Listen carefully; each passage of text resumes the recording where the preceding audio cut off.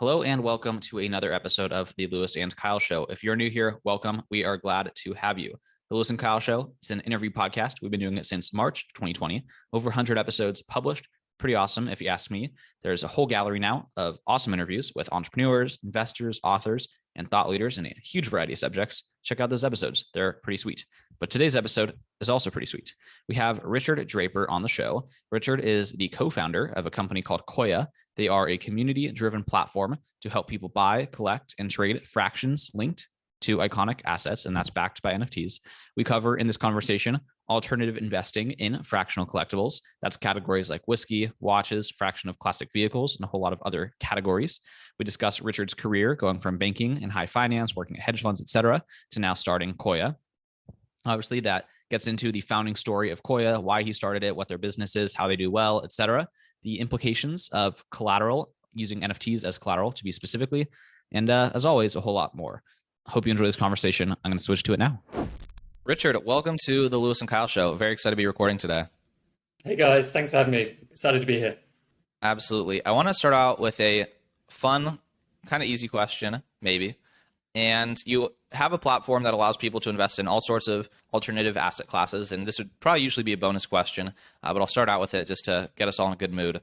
And you specifically have a lot of investments in watches and wine and fine dark liquors. I don't know if there's a more appropriate term for that category. But what would be your favorite item, kind of budgets be damned, to personally own in each of those three categories?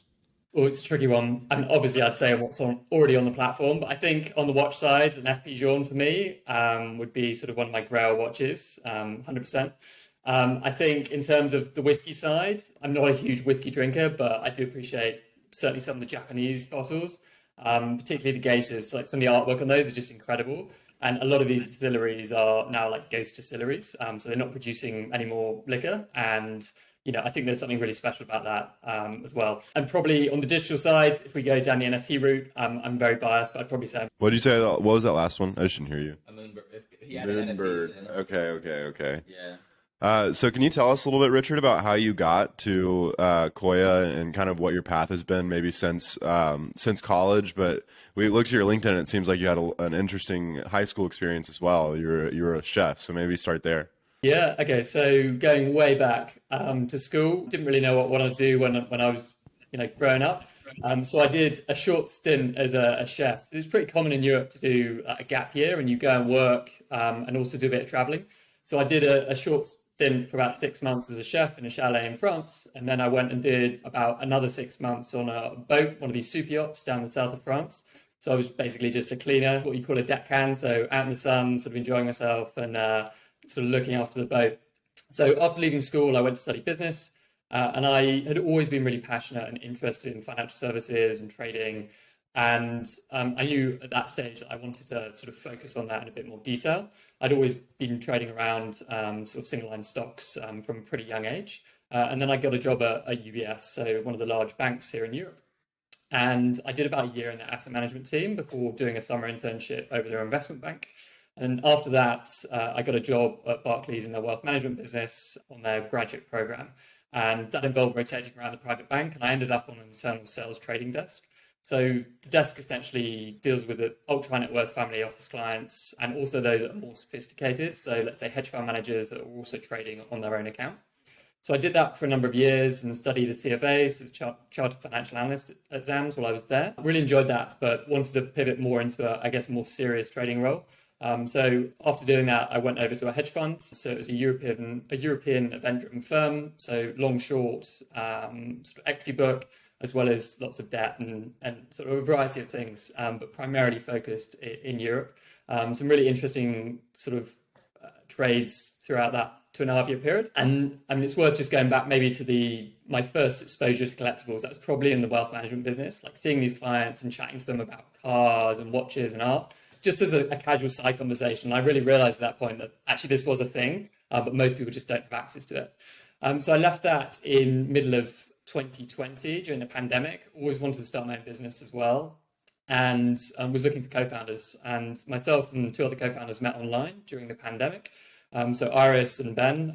So we're sort of equal partners in the business, and both of them have like a lot of startup and experience in this sort of space. I helped she was the first employee at Challenger Bank in Hong Kong, and grew the team from zero to quite a large number, and then set up their European office. And Ben has been working in startups and also large banks for a number of years. So he's our CTO.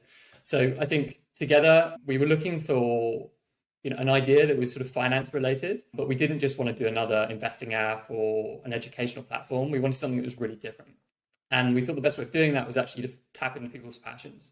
And of course, there were a couple of platforms already in the US, like Rally Road and Masterworks, but it hadn't really come to Europe yet, either in the UK or mainland Europe. That, there's a couple of very early stage people now, but at the time, there really wasn't anything going on in the market. And we thought it was a really interesting way of tapping into people's passion and getting them more excited about investing and letting them, I guess, engage with things they know and understand more than something, traditional like an index fund that maybe is a bit abstract to a lot of people. And we think there's certainly a place in people's portfolios for alternatives in addition to this, more traditional asset classes. So yeah, that's sort of how we got here, and we've been doing it just over a year now. We raised some money from VCs before Christmas, and we're still very much in early sort of trying to find tentative product market fit stage, testing some assets, trialing lots of marketing channels, and just seeing what really resonates with our users. What do you think was kind of the delay for Europe, UK to try this fractional model that's kind of been at least popular in the United States in terms of maybe like cultural awareness? I don't know, in terms of like asset allocation and if it's actually like a meaningful market capture, but at least it's something a lot of people seem to be aware of. So what do you think has been like hurdles to people catching up with bringing it to that market? Yeah, I think there's two main things. One, I think investing is just more ingrained in the American psyche. It's much more, it's talked about, it's open, it's always on TV. It's sort of, even from a young age, and I guess you guys know this much better than I do, but it feels like it's just part of everyday life. Whereas in Europe, things feel a lot more conservative. It's something you wouldn't necessarily speak about sort of as openly. That's starting to change, but it wasn't really a thing. So I think one is definitely cultural. Two is regulatory. So the Reg A Plus framework after the Jobs Act in the US obviously sort of opened up the market, particularly for the likes of Rally and Masterworks. But we haven't really had that in Europe. So there's a number of regulatory challenges, and those are different from the UK to mainland Europe. So the market is very fragmented. And we actually started out looking at sort of, I guess, the most equivalent regulation to Reg A in Europe, which would be the crowdfunding regulations. But even that's got a number of hurdles. And that's why we've decided to structure the business using Web3 and NFTs. And I can go into that in a bit more detail. But for us, it solves a number of problems. And one of them is the regulatory issue. So how would you describe what Koia does? So like, assume the person you're talking to, has used a traditional brokerage before they've bought stocks, but maybe that's like the extent of their kind of taking their finances and investing into their own hands, besides like buying like a house or something. Yeah, so we enable anyone to buy, collect, and trade fractions of iconic assets. And what that means is we'll take an asset, let's say a fine watch or, the car you had on your poster on the wall as a child, and we let you buy a fraction of that. And that fraction is an NFT, which is a visual representation of that asset. And by buying the NFT, you can either vote on when the asset's sold, and if it's sold in the future, you can exchange the NFT for the cash proceeds. Or you can trade the NFT with someone else on a third-party marketplace like OpenSea, or soon on our own marketplace once we launch it later this year. I've got a lot of questions. One big problem that I see with asset-backed NFTs is you are effectively the custodian of an asset in which you cannot be 100% sure of the owner, because if you sell it on OpenSea, I, as a decentralized identity, can buy that right to that portion of that asset. And so how are you getting around that, that hurdle with not knowing who owns the asset that you are the custodian of? Yeah. So, and how do you think about that question in general? Yeah. So I think you could take it two ways. Either we could actually have a very closed platform and we could do a closed ecosystem NFT platform, and for fundamental, that wouldn't necessarily then be any different from the likes of Rally in that respect. We could very much control that on, user onboarding experience and keep it very closed. We don't like that approach. We prefer the more open Web3, and I think there's a lot of things we can leverage using NFTs that are open in the world. I think in terms of ultimately, let's say, you sell the NFT to someone else, we can still control that, because at the end of the day, the user still has to come back to us. And at that point, we can do KYC and things like that to exchange cash if we are required to. So there is some control in the journey when we're exchanging the asset for cash at the end. But in theory, before then, it can, as you say, just be openly traded. And I actually think that's great. It's really accessible to everyone, and we're not really putting any impediments or hurdles in people's way.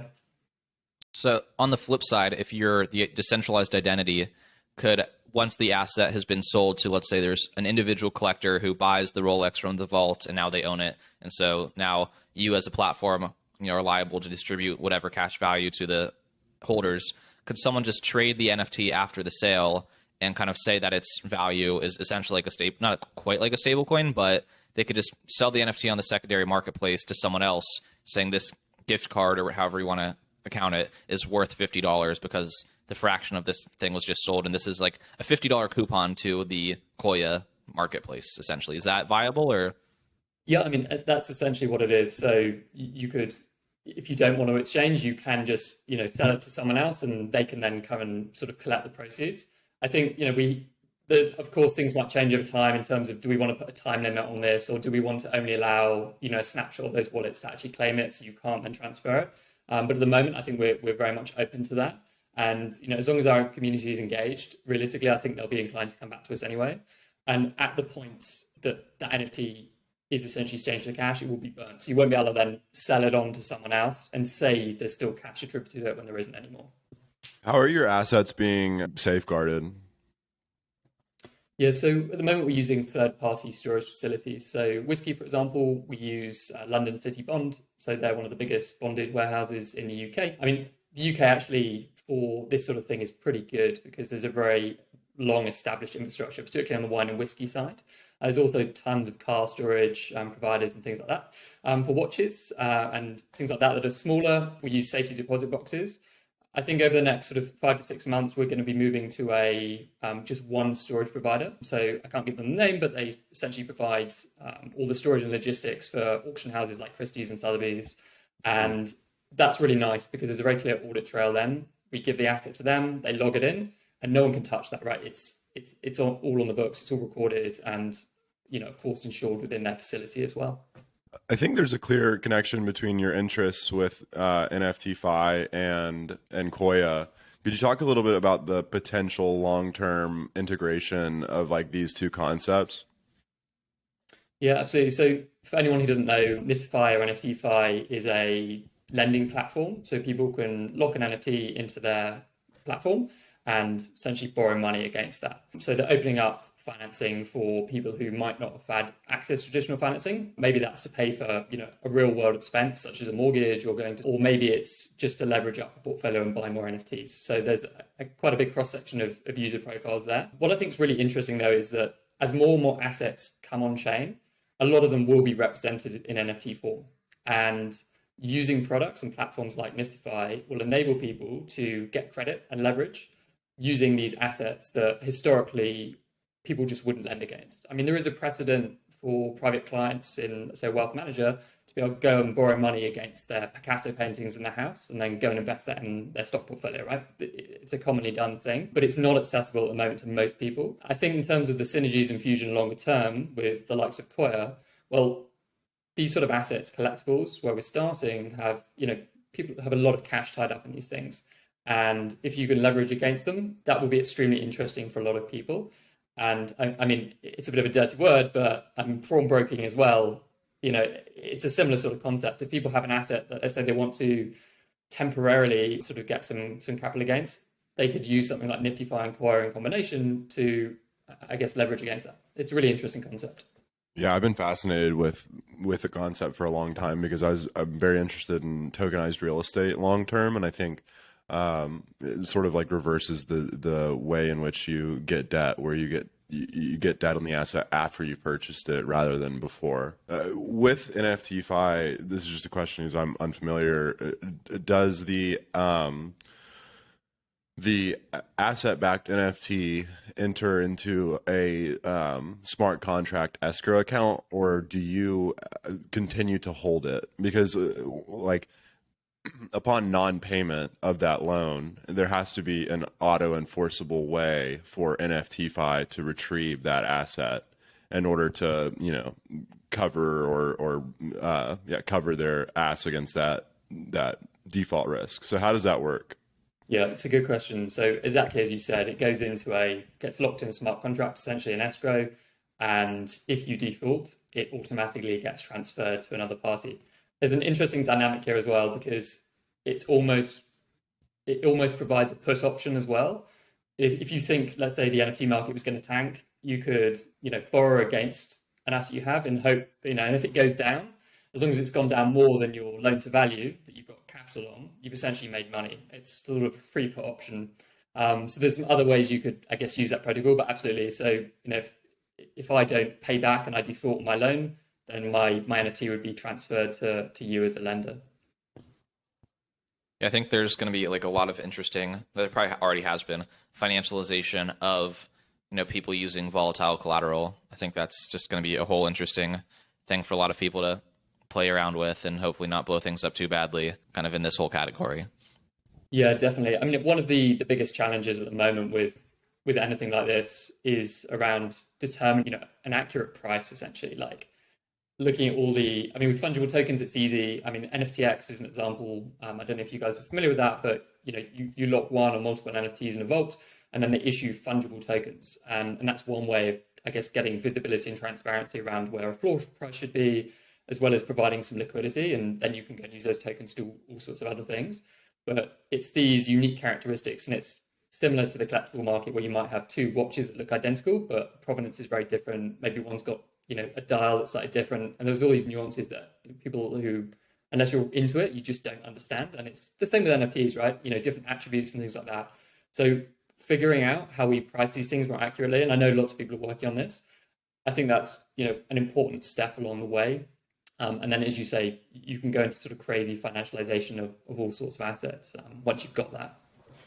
Yeah, I think that it has to be like a crypto oracle third-party network that is constantly giving a price because, and additionally, the lending piece of it provides a pricing mechanism as well. But the lending side has to have some third party perspective on price in order to, because like with real estate, it's the appraiser, right? And there's a huge industry of appraising real estate and commercial real estate, but you need to have, or somebody needs to create a decentralized appraisal service for these assets so that that debt isn't wildly inaccurate and nobody gets away with, whatever you'd call it, a heist.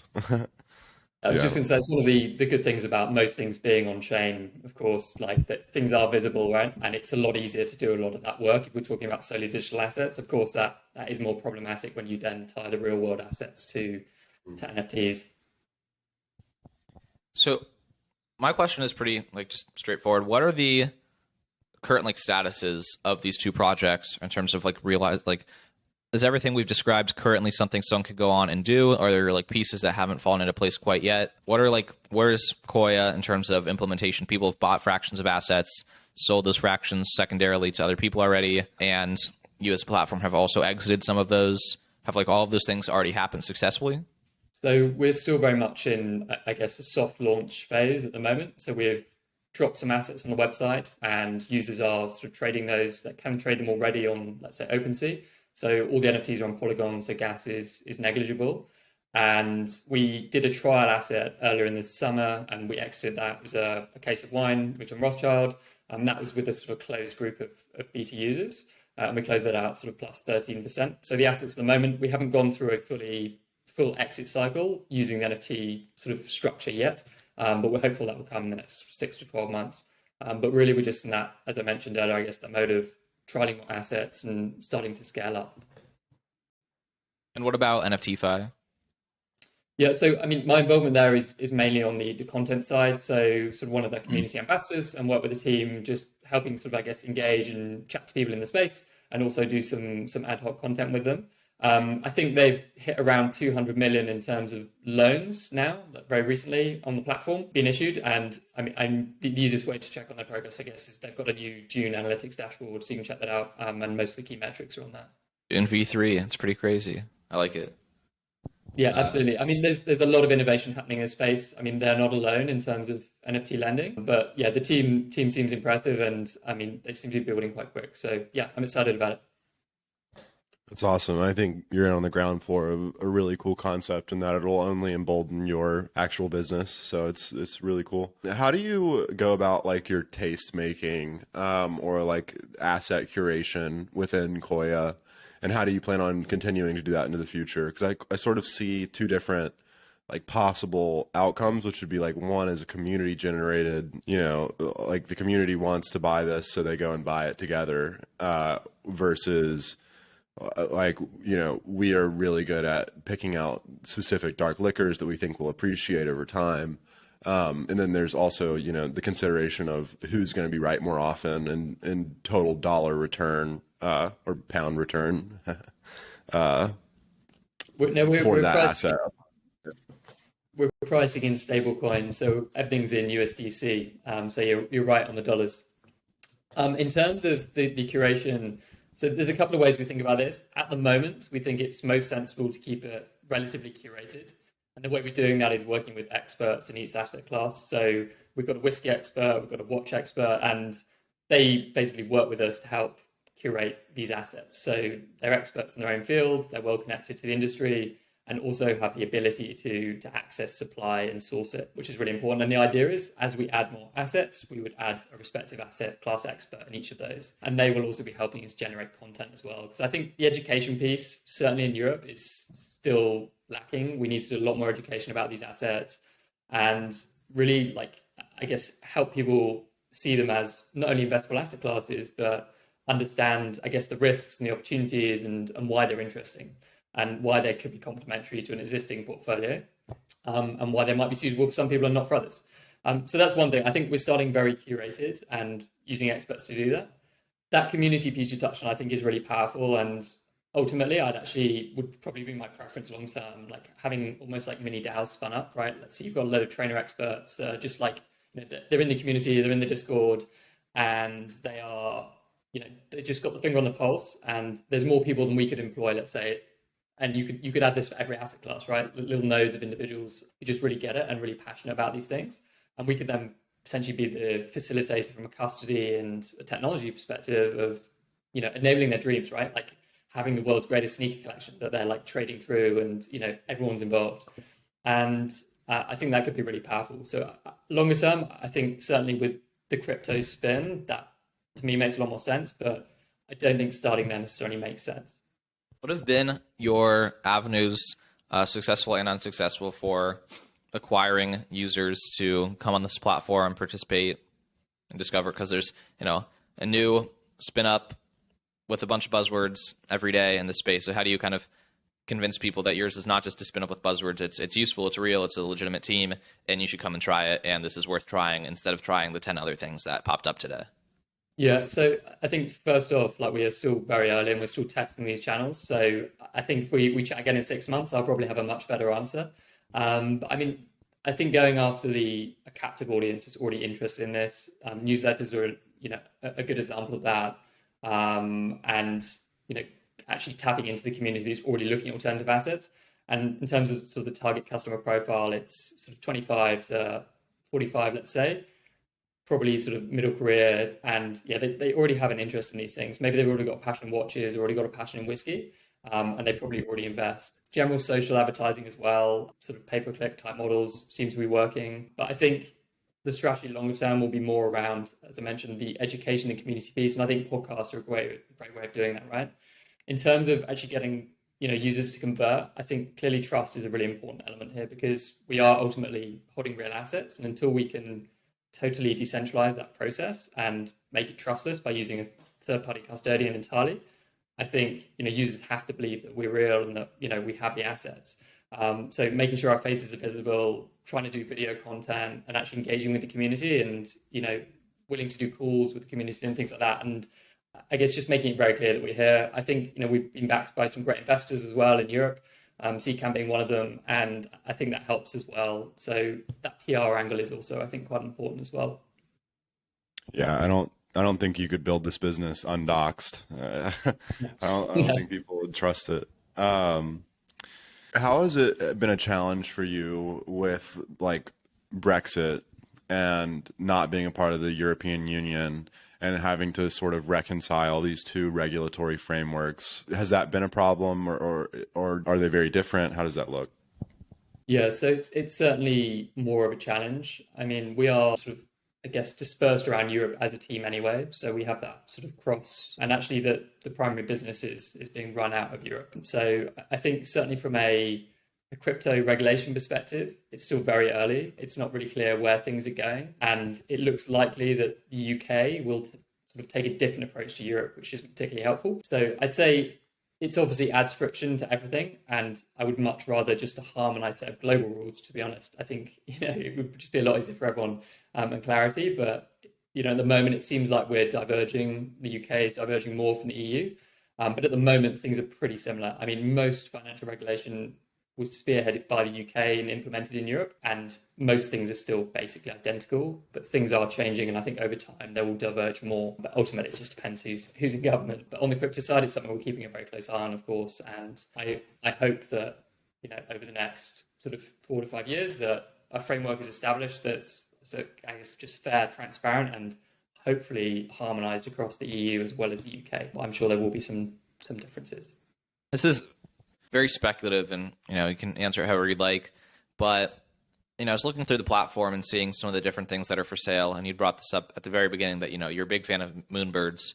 Just what do you think, like long term, medium term, when we zoom out on this moment and we see that this moonbird picture, and you can introduce moonbirds to people who don't know what they are, is like $60,000 or whatever the price was, and this Rolex, 25 years old, special color edition, whatever, is like $25,000. And it's like, for a lot of people, that just, I mean, for me, I'm in the space, I've been working in the space for almost a full year, and it still doesn't like totally register like that seems like a healthy long-term price dynamic for this photo. Like, how do you just think about this Rolex, which is like has a 250-year history, maybe I'm sounding like a boomer or not, but like this thing that's definitively been valuable for so long, and then just this photo that was brought into existence recently, just very few platforms like list both real world assets and digital assets. So like the prices of digital assets.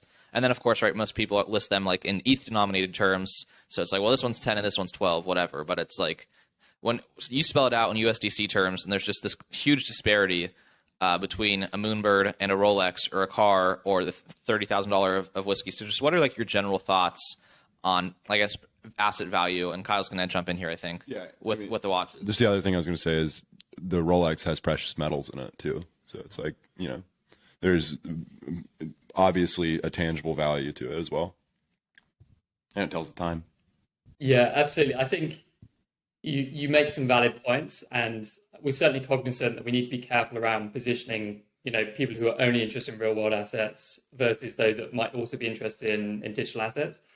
I think we really are in that experimentation phase still, and seeing what resonates with the audience, trying different marketing channels, and also tapping into different groups and communities. And I think there is a place for both of these assets. At the end of the day, it's all speculative, and one is just a lot more volatile than the other. So I think from just to, I guess, introduce the Moonbirds, it's an NFT project that was launched earlier this year by the Proof Collective, and that was spearheaded by a guy called Kevin Rose.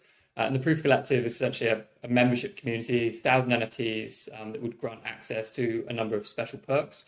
One of them has been Moonbird access, or drop to this 10,000 NFTs. And those have held their value extremely well. And the community that's formed around that, it goes back to, I think it was Kevin Kelly's 1,000 True Fans essay, just building a really strong core community of brand advocates. And I think in that respect, Moonbirds, having sort of come from that, just has a very different vibe versus a lot of other projects.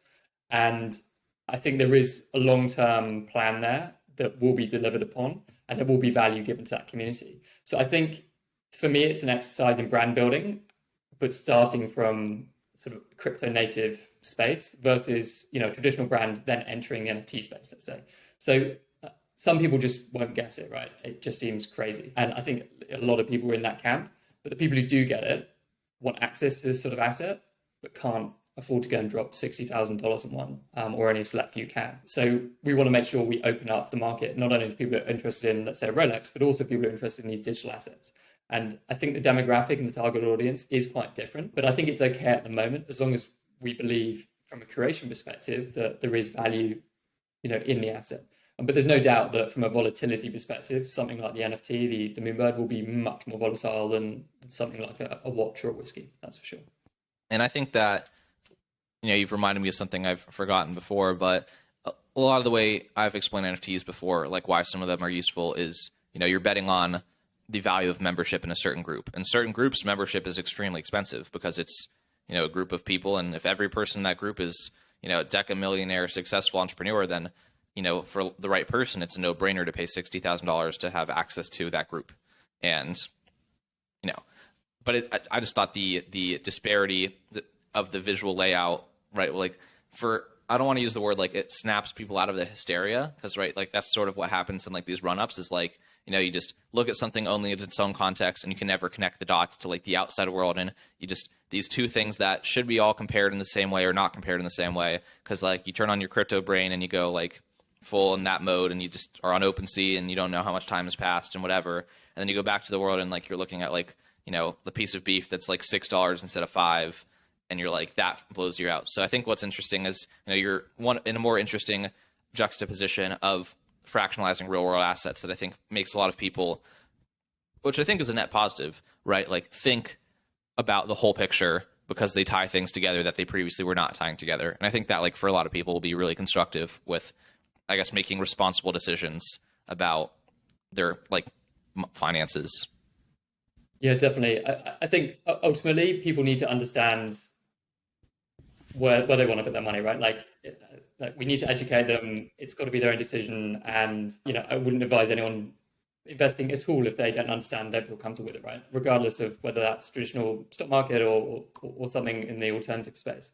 So I think the key here really though is that the people that will be buying a fraction of one of these assets will likely understand it, right? They'll have some knowledge. They'll I think it's very unlikely would convince someone who doesn't get NFTs that they should buy a fraction of a Moonbird, and vice versa, maybe on a watch, right? So I think there's already an understanding or an interest in the underlying asset, and that's what gets them to convert and want a piece of the action in the first place.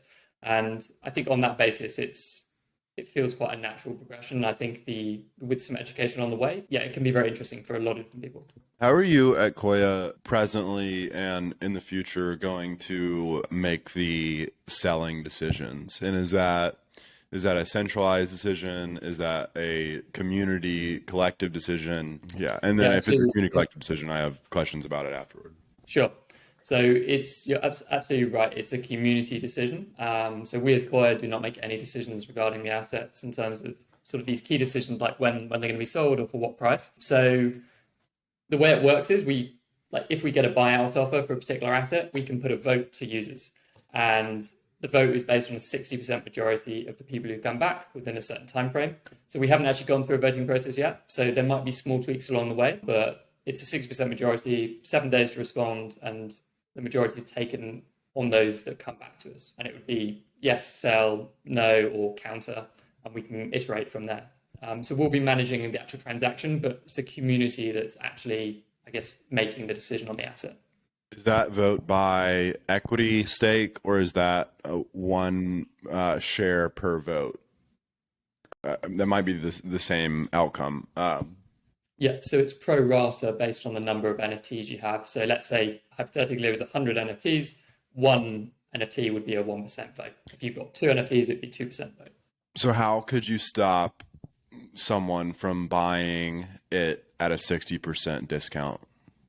Because if you buy up to 60% of the value, you can. I mean, you thought of this for sure, but what is your answer? Because I know a lot of projects like this is a big question.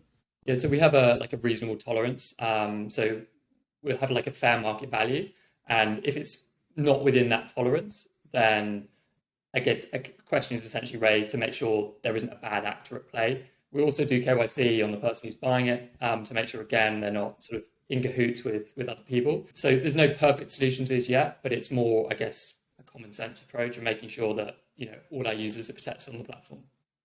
Well, I think we'll ask a couple quick questions and then wrap it up. This is not a quick question, but overall, we've talked a lot about newer aspects of the, blockchain economy, Web3 economy. How would you describe your thoughts on just pure good old Bitcoin? We've seen a lot of, I guess, the narrative in the market was that Bitcoin and maybe Ethereum were going to be, or certainly Bitcoin was going to be a safe haven asset, right? It was digital gold. And that didn't pan out over the past sort of couple of months.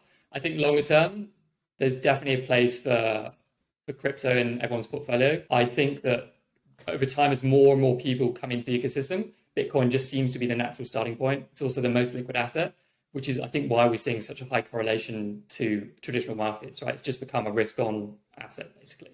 I think that might decouple over time as other people start, for example, entering via Ethereum and other assets more natively. But until Bitcoin loses that, I guess, initial entry point for most people, it will probably still be extremely volatile and also sort of correlated to the rest of crypto assets as well as other markets. Long term, I'm bullish, and I think it will slowly transition into more digital gold. But right now, I think like the rest of the crypto space, it's all pretty speculative and pretty volatile. But yeah, bullish over the long term.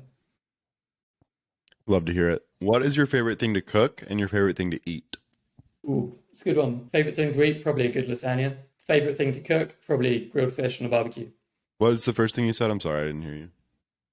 Just a good homemade lasagna. Lasagna. Okay. Got it. That's interesting. So you live in the UK, and what is your favorite non-UK country in Europe?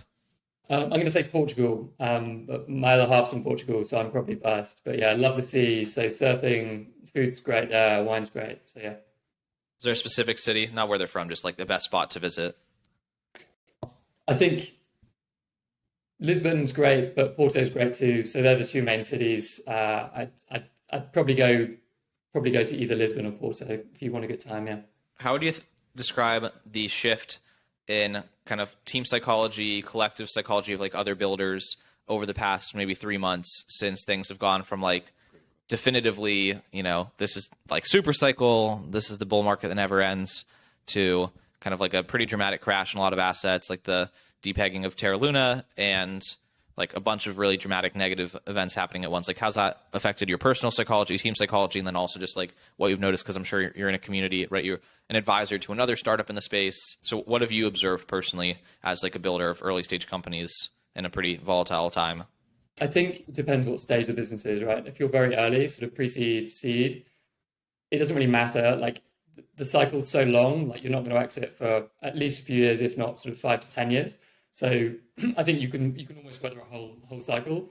I mean, historically, some of the best companies have been built during a recession anyway. I think it's probably healthy, right? You're taking some of the fat of the ecosystem, and certainly in certain areas like fintech, valuations did look a bit silly. So I think it's probably a healthy correction. And I mean, critically in the crypto space, I mean, as you guys would have seen, there's been a lot of funds being raised over the past couple of months. I mean, A16Z just raised a gigantic one, but they're not alone, right? There's sort of 500 million funds popping up left, right, and center, and there's a lot of dry powder to deploy. And I think, the tide is still very much rising in the Web3 crypto space. So yeah, I think pretty positive. I think if you're slightly later trying to raise a Series A, maybe, fundraising is going to be more difficult. That's for sure. Yeah, we didn't really go into your background as an equity trader, but I think you might have an interesting perspective from that's determined by that. I think I wonder where all of that money is going to go. I mean, the last time I saw like the statistics on the amount of VC capital in the Web3 space, it was like $30 billion or something like that, and I'm sure it's gone up since then. And it's like, how many deals can that money be chasing, and how is that, necessarily healthy for the ecosystem, given the liquidity of the creators of these protocols? And some of them aren't doxed, and like I think some of it, you got to make bets in VC, but I don't understand really how raising that much money makes sense. And I know there's not really a question in there. I think a more interesting thing that I'd like to hear you speak on is like just the macro environment. As somebody who has, been in banks and hedge funds, like where's your head at with the global macro environment in terms of, inflation, monetary printing, equity values skyrocketing, going down? Like, just kind of paint me a picture. Yeah, and it's probably worth saying I've not got my head in macro as much now as I did, obviously, but I'm more into sort of, the NFT space. But I'd say that I think certainly the inflation stuff is real, right? People are seeing that, like you go to the petrol pump or you go to the supermarket, you are very much seeing prices increase, like it's hitting the real consumer. I would say though that a lot of these inflation numbers are, it's a change of prices over time. And we're comparing like a very I guess a lockdown period or very close to being a lockdown period with a reopening economy. Obviously the Russia Ukraine scenario has put a lot of pressure certainly on things like wheat and sort of food and oil pricing, which isn't helping. I wouldn't be surprised if we do have a mild recession in the US in the next sort of couple of years. I don't think it's going to be the same as sort of financial crisis. I think, a lot of people in the markets have been quite bearish for a number of years, right? Everyone was waiting for it to happen, waiting for the music to stop, but the money just kept being printed, right? And asset values kept going up. So I think certainly some of this correction is relatively healthy. It'll be really interesting to see how the Fed play things, right? Like the dovish versus hawkish stance over the next couple of months. I think that they say, the market won't necessarily whack the tail, but I would imagine that, if they won't raise rates necessarily as much as some people are concerned they will, right? Like I think they're going to keep going, but I think it's a healthy correction, and I don't really see this being, a doomsday scenario. Obviously some tech stocks have been hit particularly hard, but I think over the long term, I'm not too concerned about it, to be honest. And it's obviously an unfortunate sort of read through for tech company valuations, but as I mentioned, I think a lot of that is sort of almost a healthy correction, like readjusting people's multiples and their expectations for an exit, certainly in the VC community. And I think that was really needed, to be honest, because I didn't see how far that could keep going. So yeah, I'd say moderately bullish on the macro outlook. I mean, I think all eyes are on the Fed, really. So Europe is expected to raise rates tail end of this year as well, first time in quite a while. And I wouldn't be surprised if we continue to see a lot of volatility in the markets and maybe remain pretty range bound, to be honest. But overall, I'm not concerned that we're going to have some sort of doomsday scenario or see a gigantic crash in equity. Maybe I'm a contrarian indicator. I'll come back and revisit this conversation in 6 months. Yeah, I'll give you one more question and then we can sign off. You had just said that you haven't had your head in macro, you've mostly had your head in the NFT collectible universe. What would be one more shout out to like an interesting project you found recently or you feel strongly is really interesting that you'd encourage people to check out, whether it's just for fun, not necessarily because you think there's upside there, just you like what they're doing and think it's worth reading about at minimum? Without saying Koia, of course, because I think that's one change, right? We're seeing a lot more like, I guess, NFTs with utility, and I think there is very much a place for that.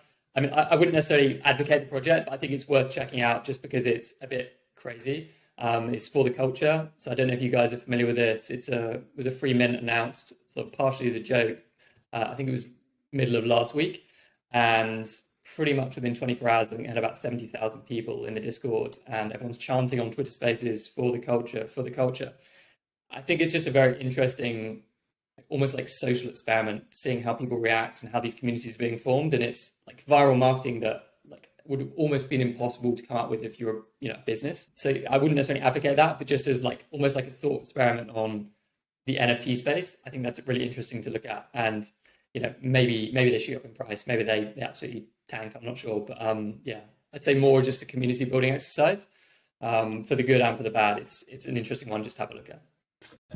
Well, that's exactly what I asked for. Said not one that you think there's financial upsides for, just something that's interesting to look at. And yeah, that sounds like I don't want to call it. It's just interesting. I have no idea. I want to look into it now. So that's perfect.